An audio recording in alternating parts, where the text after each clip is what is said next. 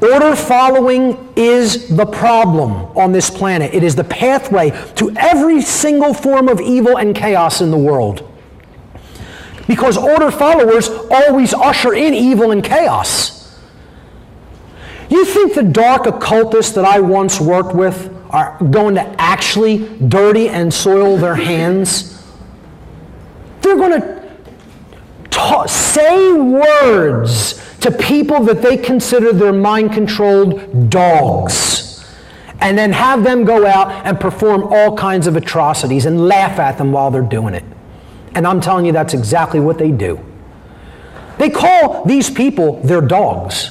Satanists call police and military personnel our dogs, our pets. That's why they give them dog tags in the Marines. It's a mockery. It's occult symbolism mockery.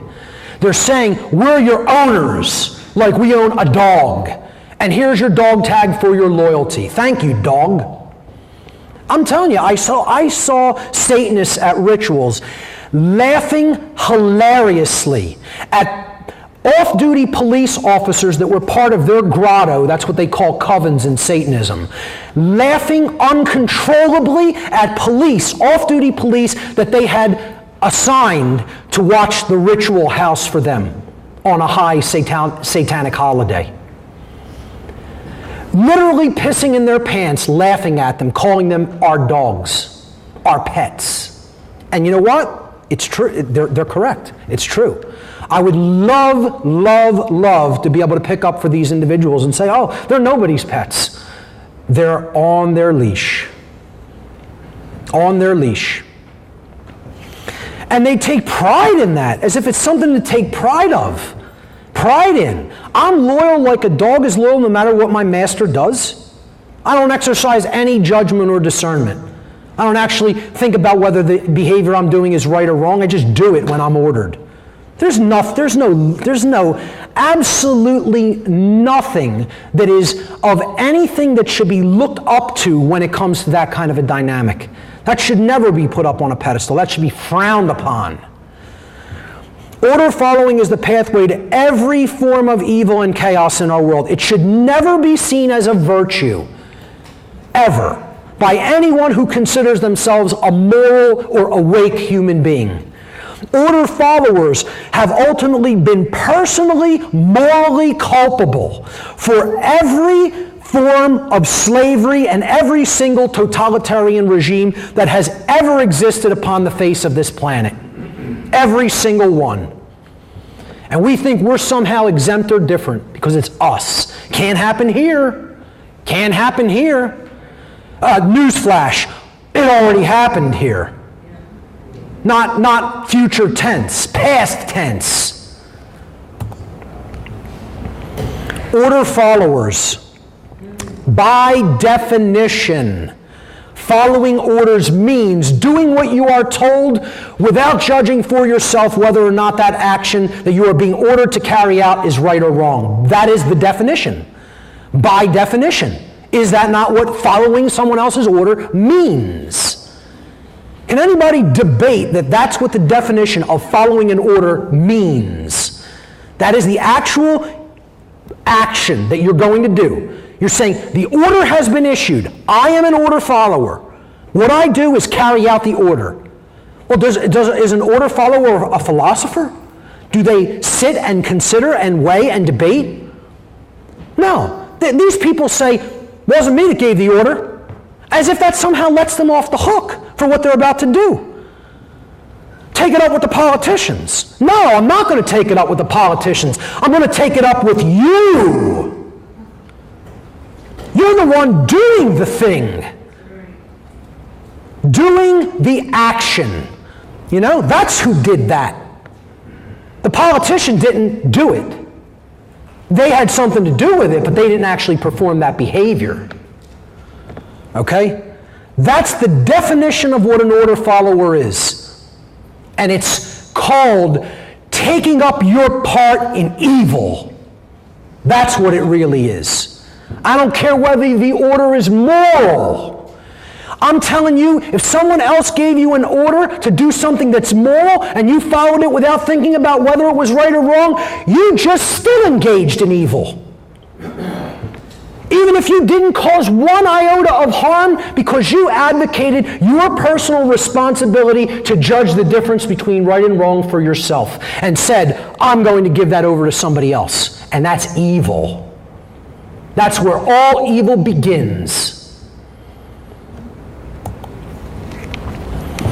Those who are following orders by definition cannot be exercising conscience, because by the very definition of what is the exercise of conscience, exercising conscience means that one is willfully choosing for themselves right action over wrong action once they have distinguished between those two separate modes of behavior.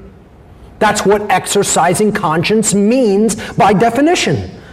So you can't have it both ways. You can't be exercising conscience and following the orders of somebody else. The exercise of conscience is a process that you yourself engage in after you yourself have weighed the difference between right and wrong within your own mind.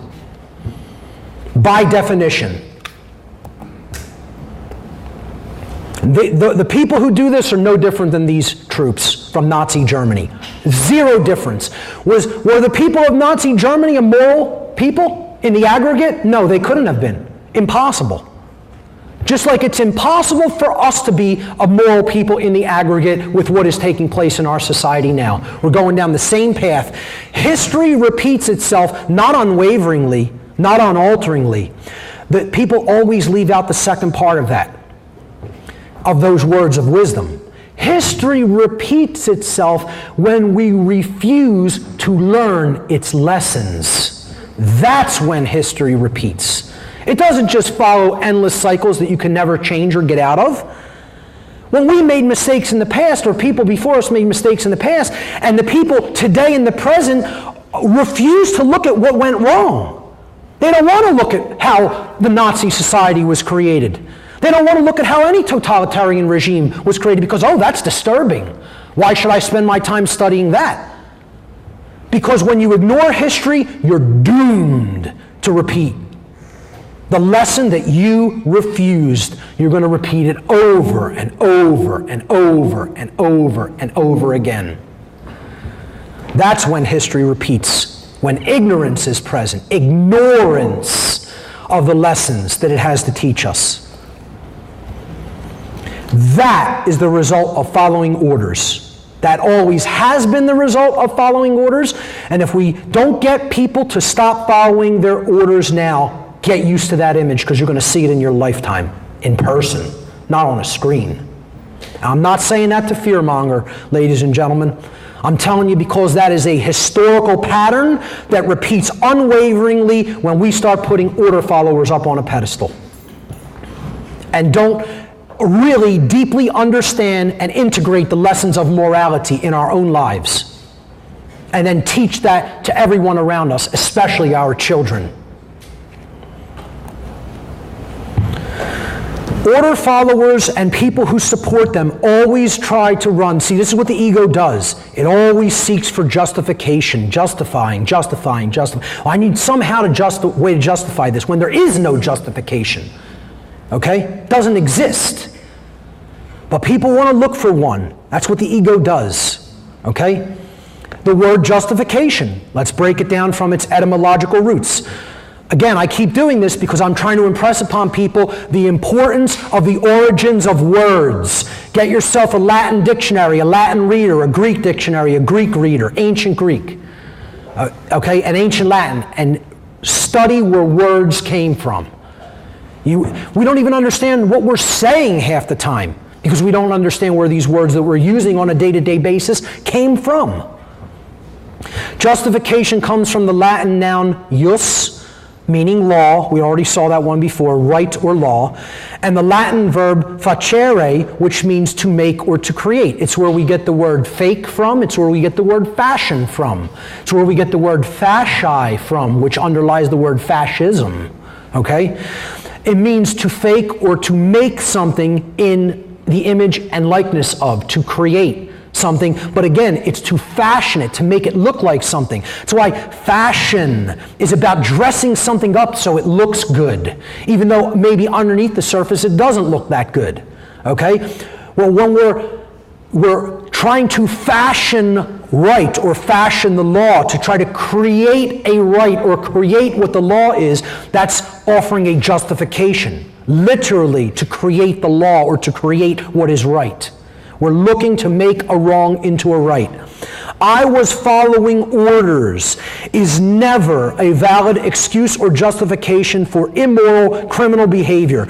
And this lame attempt to abdicate personal responsibility should never be accepted as a valid excuse for such behavior. There is no justification when it comes to violence. You are responsible if you conduct violence. Passing the buck on to somebody else isn't going to work. It didn't work for these people, and nor should it have at Nuremberg, saying I was just following my orders. Well, that didn't fly. Nor should it have. And nor should it fly for these people. Because engagement in violence is engagement in violence, and you had no right. Period. It's about personal responsibility to gauge right from wrong. An individual's personal responsibility to choose right action over wrong action for themselves always belongs to them. That is always their own possession. This goes back to ownership. I don't care whether you don't like that you're in control of that, you are in ownership and control of that, and can never not be. That can never be. I could never, can in nature, never hand somebody else my personal responsibility and say, could you please be responsible for judging right and wrong for me? I could claim with my words, with my mouth, that I could do that, but in nature it could never be done. I'm still responsible for my own behavior. So is everyone else. One can only claim that they are abdicating personal responsibility for such choice to someone else. It can never actually be done in reality. More simply put, an individual is always personally responsible for their own actions. Okay? Now, the only caveats I would give to that, okay, and say it's not a 100% blanket statement, it's largely a blanket statement, is you could look at people with certain genetic conditions, palsies that have a deteriorated brain condition. Okay, they're unwell, they're sick, unwell physically individuals. Okay, that I can understand. That person's not ultimately responsible for every behavior they're going to take. Also, the one other instance I would say is people under hard electronic forms of mind control, which do exist. Trauma-based mind control, which also exists as well. Okay? There is an ability through different techniques to actually remove free will to a very, very large extent from an individual if they are tortured enough. Okay? So there are people who this has been done to, and they literally become like a mind-controlled robot. That technique does exist. It has existed for thousands of years. What I'm saying is that is the infinitesimally tiny minority in the world, the amount of people who have actually undergone trauma-based mind control or direct electronic stimulus and control of the brain, of the central nervous system and the brain. Okay, those are examples that I would say fall outside of that person is actually then not responsible for what they're doing. They're being deliberately, willfully, physically controlled by their handler. Okay, but it's the vast minority. Okay? An individual who is not under those particular conditions is always responsible for their own actions. Most people erroneously believe that they can hand over their, and this is the second part of personal responsibility. See, one involves what you're going to do, okay, when in regard to other people, especially if you're asked or ordered, quote, to do it. Then there's this other part. What if somebody accosts me with violence? Well, is it my responsibility to deal with that? And I'm going to tell you, yes, it is. It's not anybody else's responsibility to deal with that. Okay? Now, I'm not saying that means if you see violence being conducted upon somebody and you have the ability to do something, don't respond. That would be total passivity. Responsibility is your ability to respond. If you were in the capacity to be able to respond and help somebody, I feel you have an obligation to do that. You're not just going to sit there and let somebody be violently accosted unchallenged.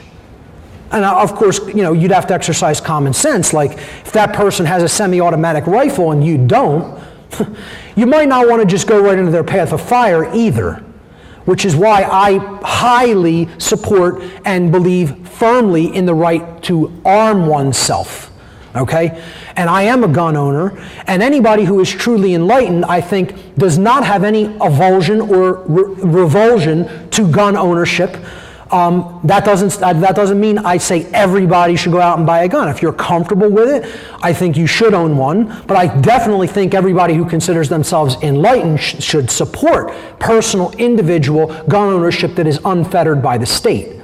Okay? Because everybody has the ability to defend themselves under natural law right. So that's a big part of it. But here's the thing. Most people have been convinced by the state that they don't have the right to personally defend themselves. Okay? And they think they could just hand over their natural law right to defend themselves to another individual, another group, another entity, namely the state. And that somehow they're the monopoly on force. Okay? I would say they've become largely the monopoly on violence, not force. So, you can never give away that personal responsibility. Can't be given away. The people who are order followers are ultimately stuck in a condition known as self-loathing. Self-loathing is the underlying psychological condition that causes people to attempt to abdicate their own personal responsibility, to exercise conscience, and to fall into patterns of order following and justification. In other words, nobody can go into a pattern of order following and trying to offer justifications for following orders and doing what is immoral because someone else told them to do it, unless they're in a deep underlying condition of hating themselves. Order followers hate themselves, and it cannot be any other way. You cannot have true self-love and be an order follower simultaneously. Sorry to burst anybody's bubble. That's the way that it is. Okay? Nobody who truly loves themselves would follow anybody else's orders. Let me just say that emphatically once again. No one who truly loves themselves would ever follow anybody else's orders. That means you're telling them, I'm your slave, I'm your dog, walk all over me, tell me whatever you want to do. I don't care whether it's right or wrong, I'll do it. There's no self-love in that. There's no self-respect in that. There's no virtue in that at all. At all. At all. Following orders, just as it is not possible for an order follower to truly be exercising conscience, it is also not possible for an order follower to truly love themselves, by definition, because they have abdicated their personal responsibility to someone else who doesn't care about the karmic consequence or debt that's being brought down upon them for following their immoral order. They don't care. Now, this condition of self-loathing is what puts people into a prison. That's what's putting them in a self-imposed cage, taking this attitude that, hey, since I hate myself because of all the suffering I've endured, okay, I'm going to go out and just cause suffering to other people. Well, that's the surest fire way into a cage that you've locked yourself into and thrown away the key. Right there. I call that being the golem. They're the perfect mind-controlled robot slave of the person who's completely manipulating them emotionally and mentally. A golem, it's an ancient Semitic term of a being who was animated by having breath blown into it, but it was created by sorcery, as a robot, as a flesh robot. A golem is like a flesh robot, okay, that doesn't really have a true animus or soul, okay? It is something that is just imbued with something that is like a soul that operates, to basically pull the strings of the animated puppet or robot. And that's what an order follower is, a golem. And it's by their own choice. It doesn't have to be that way, They love it. They love it. They can't get enough of it. Because how they look at it is, if I did anything else, my God, I would have to think for myself then. I would have to study. I would have to read. Reading? Are you crazy? Reading? I would have to learn the difference between right and wrong. Not for me. No thanks. I'll have none of that, thank you. Let me go back to following my orders. As a golem who is just, laughed at by their owners. There's no self-respect there at all. And I'm telling you, the only thing that can ever reverse that condition and bring somebody out of that state of self-loathing is true self-respect. True self-respect. Not just doing this because, oh, hey, that pays the bills, that puts food on the table, that keeps my wife with me. That's not what self-respect is about. That's not what responsibility is about. I don't care how many children you have or whether they would go hungry if you quit your job. I'm telling you, if you're doing a job where your job is to follow orders, quit your job and it doesn't make a difference what happens to your family. That's the sacrifice you may have to make to do the right thing. Okay? That's what I'm telling you. I'm telling people to do that. That's what it means to be in real personal responsibility. Responsibility isn't keeping your home. Responsibility isn't keeping the food on the table in your home. I don't care how many kids you have. Responsibility is about knowing the difference between right and wrong.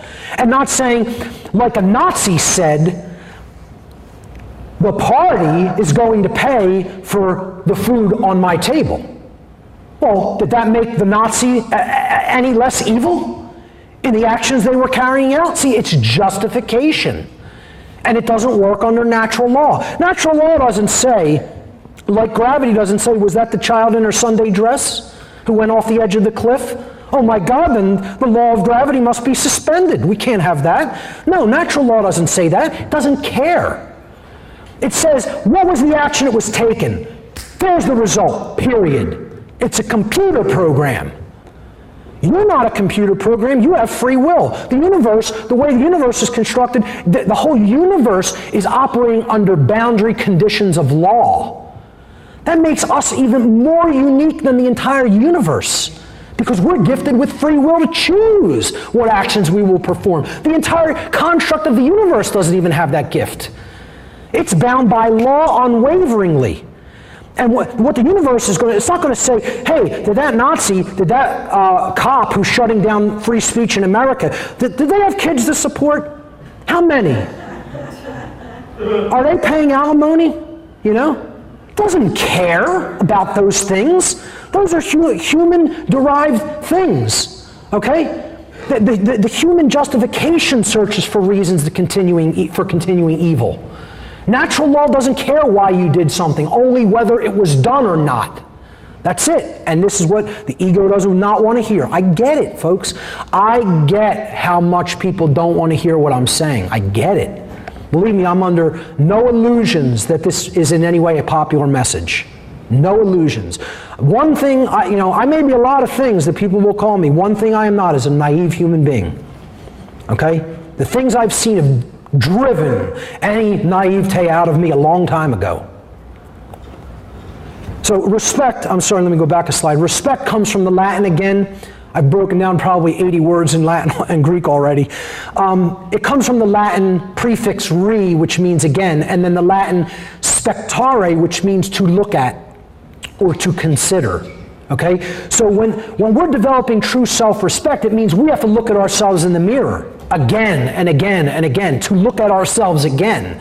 And how many people, that's the most horrific thing. Hell would be that for some people on this planet. That would be hell. Okay? Personally, I can do that not because I am in any kind of love with my own reflection, but I could look at myself at what I'm made of all day long because I know I'm standing within righteousness. I know the difference between right and wrong, and I attempt to live that in every moment of my life. I'm not saying that makes me perfect. I'm not saying that makes me better than anybody else. I'm saying I'm comfortable with me. I could take a look in the mirror and say, who is that looking back at me? And is that a good person? And I could honestly say, without justification, I'm living a moral life because I know the difference between right and wrong. Okay? Most people, that's hell for them. They never want to do one moment of introspection upon themselves and their own psyche and their own behaviors. Okay, so that's what real self-respect means, taking a deep, inner, hardcore look at oneself over and over again. Only self-respect can heal self-loathing, and therefore help to put an order follower on the path to conscience.